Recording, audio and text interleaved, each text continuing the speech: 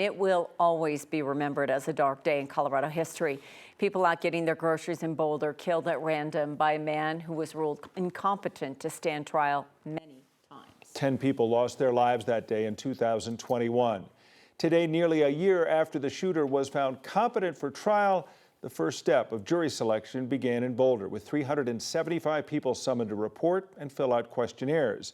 That's a process that will continue over several days until they have a pool of 1,500 prospective jurors. Kevin Vaughn's in the newsroom. He's with our 9 News Investigates team.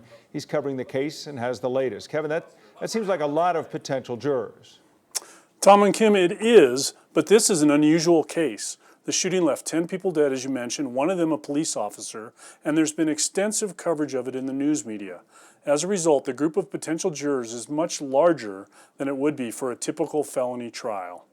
Raise your right hand, please. My recollection is that we had at least that many jurors, if not more, for the United Bank murder case. It was the spring of 1992, and attorney Scott Robinson helped win an acquittal for the man accused of killing 4 guards in a robbery. Unlike now, then we didn't have the internet spreading information about the case. Now a 9 News legal analyst, Robinson isn't surprised by how many prospective jurors were called in the trial of the man whose attorneys admit killed 10 people at a King Superstore. Considering the size of Boulder and the fact that the case got so much publicity, I think 1,500 is probably the minimum that the judge thinks is going to be needed. Ultimately, 12 jurors and several alternates will hear the case against Ahmad Alissa. He pleaded not guilty by reason of insanity. What's insanity?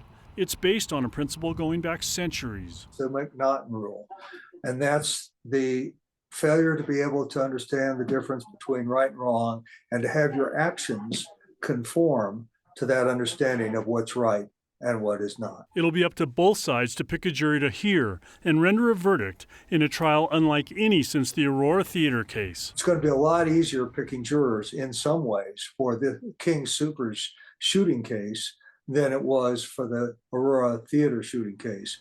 No death penalty, no death qualification of jurors. Defense attorneys have to present credible evidence the man was insane on the day of the shooting, but they don't have to prove he was. The prosecution has to prove he wasn't.